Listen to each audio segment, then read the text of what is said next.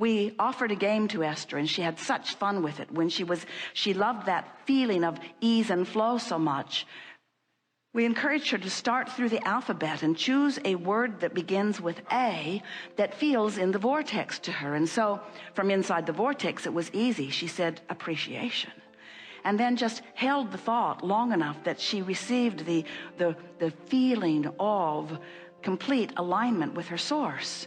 And then we said, choose a B word. And she said, bask, that's easy. Clarity, that's easy. Delicious, divine, that's easy.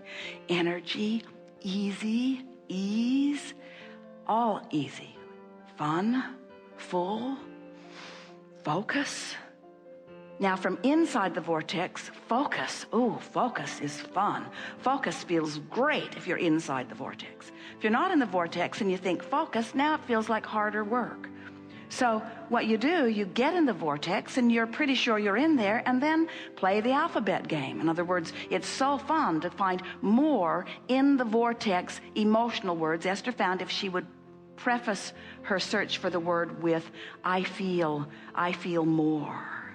I feel moved. I feel magnificent. I feel zest. I feel joy. I feel happiness. In other words, as you want to feel and you reach for those words that you consciously acknowledge feel good to you, what happens is you're going to train yourself. You're going to train your vibration. You're going to train your point of attraction. You're going to train your point of attraction into everything that you've asked for. And then what happens is it has to start showing up. So then it gets easier and easier and easier, because not only then are you proactive because you're deliberately going to the vortex that no one else can see, and you're deliberately reaching for a feeling that feels good only to you because you're in there all alone. In other words, you're deliberately doing it, but if you do it long enough, what begins to happen, and long enough, we only mean a day or two or three or four, a week, a month. In other words, as you practice this for 15 or 20 minutes every day, you will train your vibration into a new point of attraction, and then you will begin experiencing a life that you can then react to. Wonderful life. In other words, isn't it great when there is someone lovable standing right before you who is so easy to love?